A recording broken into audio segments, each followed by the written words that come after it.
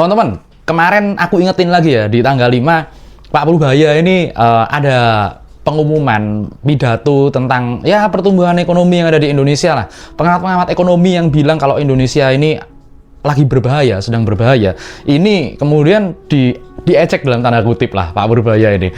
Ya, aku mau cerita sedikit ya. Wallahi, demi Allah aku pernah ngobrol sama orangnya, stafnya Pak Purbaya. Nanti aku cerita ya di konten ini. Dan wallahi, aku itu paham, aku itu tahu kerjaan menteri itu seperti apa sibuknya. Apalagi menteri-menteri di sektor A atau sektor-sektor yang sangat-sangat strategis. Nah, Purbaya Yudi Sadewa sekarang sedang jadi sorotan. Bukan gara-gara ekonomi doang, tapi karena penampilannya.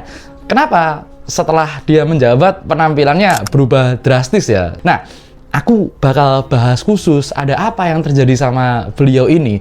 Moga-moga beliau dengerin ya. Atau kalau Pak X, aku sensor aja namanya, kenalanku yang ketemu sama aku dan ngobrol-ngobrol sama aku itu nonton video ini, nanti bisa direkap kontennya dan disampaikan ke Pak Purbaya. Clue dulu ya, sedikit clue aja. Bapak satu ini ya, Pak Purbaya ini bukan sekedar pejabat. Di hari ini dia bukan sekedar pejabat, tapi dia juga ujung tombak arah perekonomian negara ini ke depannya mau seperti apa. Ya memang dia selalu merendah, dia selalu ya mengikuti instruksi presiden, seperti itu selalu dia bilang. Aku mau ucapin terima kasih dulu sama Pak Purbaya, sama Bapak satu itu, karena beberapa aksi-aksi kebijakannya yang sebenarnya nggak banyak orang tahu. Sebagian masyarakat di hari ini, karena kebijakan-kebijakan yang diambil oleh beliau ini, sebagian besar masyarakat ini masih merasa Indonesia baik-baik saja, kondisi ekonomi masih oke-oke saja. Tapi apakah seperti itu? Dan seperti apa kondisinya Pak Purbaya? Dan inilah kisah dunia lain. Kita akan kembali masuk ke dalam sisi dunia yang mungkin belum pernah kita kenal. So let's open your mind.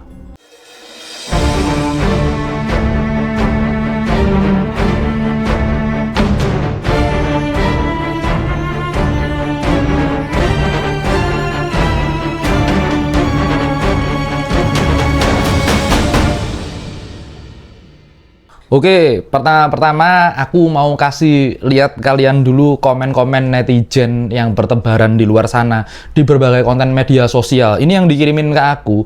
Komennya, kok kayak bukan Pak Purbaya? Please, Bapak kenapa? 10.000 like. Komen itu, Pak Pur auranya kayak kena guna-guna. Semoga diselamatkan dari mara bahaya, Pak. Kemudian lagi, kayak lagi sakit, Pak. Kemudian lagi, Bapak suaranya udah nggak setegas awal muncul. Sekarang lirih sekali suaranya. Nah, oke. Kemudian kita bacain lagi ya komen-komen yang lainnya. Khususon ilaruhi wal jasati Purbaya Yudi Sadewa Al-Fatihah. Bantu doa buat Pak Pur ya teman-teman. Waduh. Terus next, kok jadi gini Pak? Baru beberapa bulan. Nangis, emotnya nangis. Kemudian selanjutnya, pemuda peduli. Menteri sebenarnya bagus dan garang, tapi sekarang loyo, pasti ada intervensi. Ya, pasti menteri namanya menteri melaksanakan kebijakan presiden tuh ya. Kemudian next, macam diguna-guna. Ini yang tadi, macam diguna-guna gitu kayaknya. Sehat terus Pak Pur, semoga selalu dalam lindungan Tuhan Yang Maha Esa. Ya, seperti itu. Apalagi rumornya macam-macam ya. Dirumorkan juga beliau baru keluar dari rumah sakit. Ada yang dirumorkan suntik, ada yang ya bahkan ini Pak Purbaya bilang, kenapa tambah kurus? Diet aku. Ya kali Pak, diet apa namanya? Udah kerjaan banyak, butuh energi, ngapain sih diet Pak? Nah, ternyata bener kan? Ternyata semua sadar kalau Bapak yang satu ini, Purbaya Yudi Sadewa, ini berubah drastis penampilannya. Jelas semuanya paham. Ini pun semua orang juga paham, karena ini jelas-jelas karena berbagai tekanan tentang masalah perekonomian yang ada di Indonesia. Ya memang tugasnya beliau kan, tugasnya Menteri Keuangan, ngurusinnya ekonomi. Ya, walaupun Pak Purbaya ini selalu mencoba, kalau di kamera selalu mencoba terlihat baik-baik aja, cowboy, metal, ditanyain wartawan gayanya, sangar gayanya Pak Sadewa, Pak Yudi, Pak Purbaya. Ini sangar sebenarnya. Nah, tapi ya sesangar-sangarnya yang terjadi sama beliau ketika diwawancara itu nggak bisa menutupi beban-beban yang ya memang coba ditutupi oleh beliau dengan seperti itu. Nada bicaranya udah jauh beda dari awal kemunculannya. Yang paling parah itu dirumorkan kena serangan gaib alias santet. Ya oke lah. Masalah ekonomi di Indonesia ini seolah udah ada di titik nadir. Makin hari makin ada aja pokoknya masalah-masalah ekonomi. Yang pabrik tutup, PHK di mana-mana. Kemarin itu loh, Krakatau Osaka Steel itu loh. Itu tutup yang di Cirebon, ratusan pengangguran sekarang. Nah, belum lagi nilai rupiah yang kemudian terus melemah. Belum lagi masalah pengangguran-pengangguran terselubung yang daya beli masyarakatnya karena pengangguran makin banyak, ya makin nyungsep.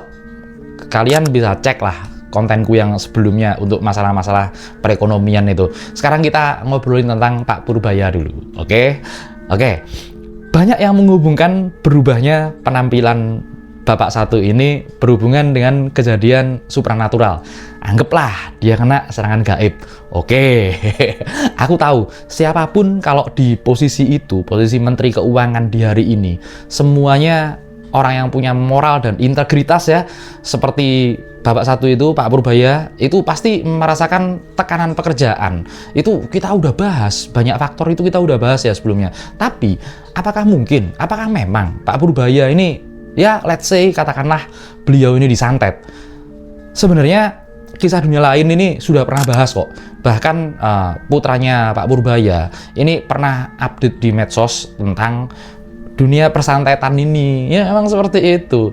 Banyak yang nggak suka dengan kebijakan Pak Purbaya, apalagi benturannya ini atas kebentur pimpinan, bawah kebentur rakyat masyarakat, muter aja kayak seperti itu. Nah, memang di satu sisi dia ini harus mengakomodasi kebijakan pemerintah, ini bebannya besar ya. Di sisi lain mengakomodasi kebijakan masyarakat. Kita bisa lihat lah beban pemerintah yang let's say kemarin gampang-gampangan aja lah yang masih anget di berita. Itu utang kereta cepat itu loh, yang baru bisa dibayar 100 tahun itu loh. Dan yang paling sering dibahas oleh netizen yang nggak ada habis-habisnya itu tentang MBG yang mencapai ratusan triliun per tahun, teman-teman. Di tengah badai ekonomi, ya tentu saja ini bikin pusing kan, kanan kiri kena semuanya.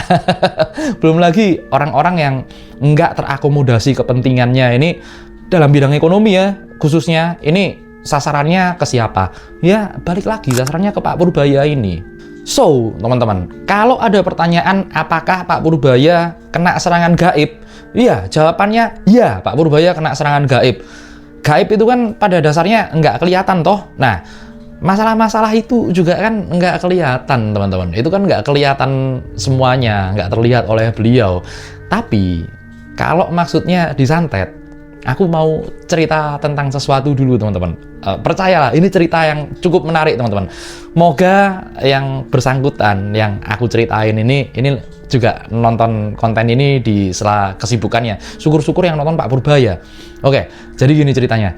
Di akhir 2025, aku berkunjung ke daerah istimewa Yogyakarta. Aku ke situ untuk beberapa keperluan ritual dan lain-lain lah, banyak. Waktu itu aku di situ buat nyepi juga, teman-teman. Nah, di suatu hari, waktu itu harinya hari Jumat, teman-teman. Aku ini nyekar, ziarah ke pemakaman Raja-Raja Mataram yang ada di Kota Gede. Buat yang belum tahu, nonton kontenku ya tentang leluhur-leluhur Mataram Islam itu, setiap Jumat di situ digelar tahlilan untuk mendoakan raja-raja terdahulu beserta keluarganya, leluhur-leluhur Mataram Islam itu. Nah, itu kan di situ wajib ganti baju ya, wajib ganti baju tertentu. Pas aku lagi ganti baju untuk sowan ke dalam, aku melangkah, habis itu kemudian aku itu disapa seseorang. Sebut aja orang ini Pak X itu tadi yang aku ceritain di depan.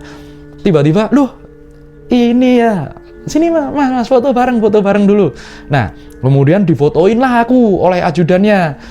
Aku tuh kaget pas lihat ajudannya, wah pangkatnya di atas letda ya. Waduh, aku nggak usah sebut detail pangkat ajudannya itu apa. Nah, beliau ini entah gimana itu beliau kok tiba-tiba ngenalin aku ya. Padahal ya kalian nggak bakal ngenalin aku kalau ketemu di jalan karena aku pasti dandannya dandan gembel. Oke, singkat cerita setelah selesai ziarah di dalam, aku itu balik lagi ke pendopo ya kan. ganti baju biasa lagi ya. Oke, disitulah aku kemudian diajak ngobrol sama beliau, Pak X ini. Beliau ini ternyata stafnya Pak Purbaya. Beliau ini sedang ada tugas khusus di Jogja. Aku nggak tahu ya tugasnya waktu itu tugas apa. Nah, kebetulan beliau ini punya kebiasaan ziarah, teman-teman. Percayalah teman-teman, percaya dah sama aku. Kalau kalian anggap di zaman modern, zaman sekarang ini, orang-orang udah meninggalkan hal-hal yang berbau spiritual dalam berbagai aspek kehidupan. Sebenarnya di tingkat atas enggak seperti itu. Semakin kalian jauh meninggalkan ini, semakin kalian nggak bisa mencapai atas. Percaya deh sama aku. Nah, aku tahu persis itu, aku tahu persis seperti apa. Serius beneran. Oke. Kemudian aku sama Pak X ini kan cerita-cerita. Pak X ini cerita kalau beliau baru ziarah ke makam yang sesuai dengan nama pimpinannya beliau itu. Coba tebak siapa? Pangeran Purbaya di Jogja. Oke, sedikit ceritalah ya. Pangeran Purbaya ini adalah putra pertama dari Panembahan Senopati, Raja Mataram Islam pertama, Raja Mataram Islam yang sekarang Jogja Solo itu. Nah, Pangeran Purbaya ini sakti mandraguna, teman-teman. Namun dia akhirnya nggak jadi putra mahkota karena beberapa hal dan ya beberapa konflik. Kita tahu lah konflik-konflik kerajaan zaman dulu itu seperti apa. Aku nggak usah cerita, tapi kalau kalian tertarik komen aja nanti aku cerita. Nah, beliau ini pahlawan Mataram ya, pahlawan yang bener-bener pahlawan Mataram. Pak X ini kenalanku itu kemudian bertabaruk dan mendoakan leluhur-leluhur yang ada di situ. Dan beliau ini juga mendoakan kelancaran Pak Purbaya, teman-teman. Kedatangannya Pak X ke makam Kota Gede ini tujuannya sama, serupa tujuannya, karena beliau ini memang sangat suka sekali ziarah, ngobrol-ngobrol. Wawasannya beliau ini tentang hal-hal supranatural dan hal-hal spiritual luas sekali kok, teman-teman. Disitulah kita banyak cerita ya, gali-gali banyak cerita tentang masalah-masalah yang dihadapi oleh negara ini. Gawat ini, teman-teman. Beliau ini bukan orang sembarangan. Ingat kan tadi aku bilang kalau ajudannya itu pangkatnya apa? Di atas leda, tapi aku enggak bilang lah pangkatnya ajudannya apa. Nah, apalagi beliau ini, Pak X ini tentunya orang yang enggak kaleng-kaleng, teman-teman. Tentu aja jiwa nasionalismenya dan pemetaannya tentang masalah tentang bangsa dan negara ya, ini udah nggak perlu diragukan lagi. Nasionalismenya nomor 1, teman-teman.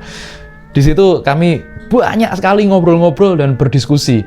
Kalau Pak Purbaya, pimpinannya beliau ini melakukan banyak hal yang sebenarnya sangat-sangat progresif dan sangat-sangat bagus. Pinter Pak Purbaya ini, teman-teman. Dari awal kan kalau kalian lihat kontenku tentang kabinet Pak Purbaya baru masuk ini kan kalian udah tahu. Padahal dulu kontroversinya seperti apa.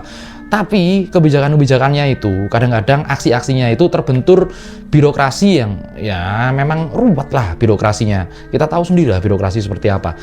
Kami juga ngobrol tentang beban-beban yang nggak terlihat yang ditanggung negara karena pemerintahan sebelumnya. Aku nggak buka di publik. Aku sama sekali nggak mau membicarakan tentang itu karena itu ngeri sekali, teman-teman. Mungkin kalau kita ngobrol-ngobrol di warung kopi atau apa, nanti aku ceritalah, tapi nggak mungkin aku cerita di YouTube, teman-teman.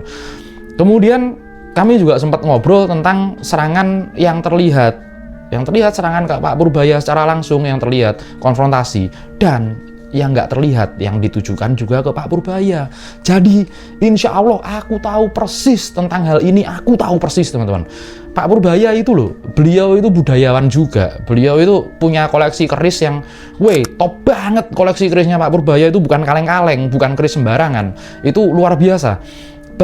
Jelas ya akhirnya ya, Pak Purbaya ini juga sadar tentang hal ini. Kalau beliau ini jadi banyak sasaran. Beliau ini pinter secara ilmu ekonominya dan secara ilmu spiritual ke dirinya. Jadi nggak usah khawatir. Pak Purbaya tahu persis apa yang harus dia lakukan. Kemudian ada rumor Pak Purbaya habis berkunjung ke sesepuh di Jawa Timur sebelum kemudian penampilannya berubah, kena santet, kemudian ya banyaklah rumor-rumor yang lainnya. Tapi insya Allah, teman-teman, aku tahu persis beliau ini kenapa. Yang aku nggak paham sampai kapan Pak Purbaya mampu menghadapi masalah-masalah ini. Itu aku nggak paham. masalah gaib yang dihadapi Pak Purbaya ya, masalah gaib yang nggak terlihat itu bakalan semakin besar setelah ini. Seiringnya kemarin kan Pak Purbaya nolak utangan dari IMF, teman-teman. Tentu saja utangan-utangan seperti itu sangat menjebak, tapi kita tahu lah kepentingan di balik IMF itu seperti apa. Jadi ya udahlah, aku udah tahu tekanannya dan kemudian serangan-serangannya bakalan seperti apa. Kita ngobrol sudah lama sama Pak X ini. Di akhir perbincangan, Pak X ini berpesan sama aku. Beliau ini pesan sama aku, Mas, sama-sama jaga Pak Purbaya ya, sama-sama jaga bangsa ini ya. Ya udah, aku akhirnya cuman ngangguk.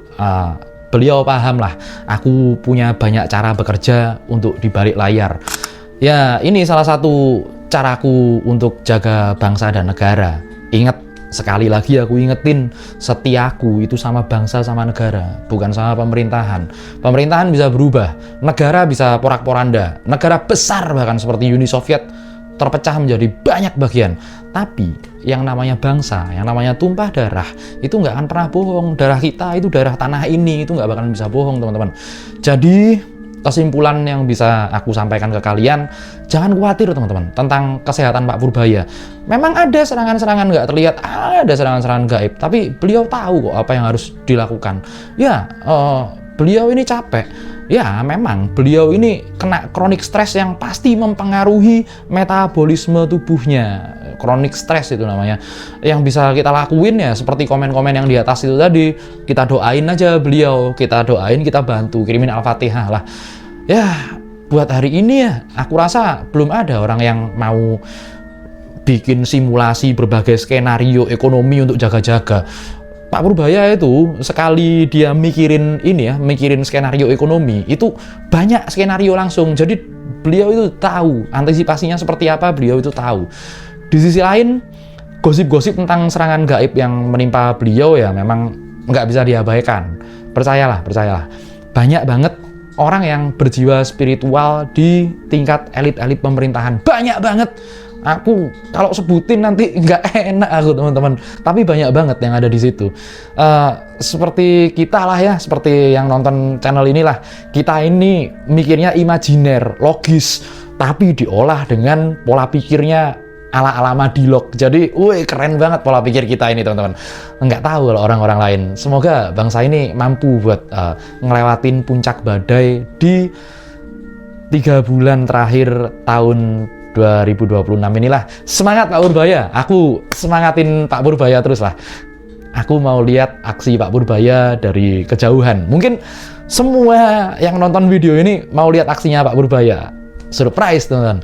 Jadi, kalau kalian kira-kira jadi Pak Purbaya nih, kira-kira apa yang bakal kalian lakukan buat nyelamatin perekonomian Indonesia? Ingat ya, kalau kalian deep dive, menyelam dengan dalam ke data-data faktual ekonomi dan prediksinya, bisa lemes dengkul kalian, teman-teman. Ngeri banget. Nah, kalau pengen lihat data faktual ekonomi pemerintahan Indonesia ya, gampangnya lihat aja kondisinya Pak Purbaya. Kalau Pak Purbaya seger, berarti ekonomi aman tentram. Kalau Pak Purbaya ruwet, kalian artikan aja sendiri. Oke, tinggalin komen kalian kalau jadi Pak Purbaya, apa yang akan kalian lakukan. Sampai di sini dulu episode kali ini. Sampai jumpa lagi kawan-kawan dari dunia lain.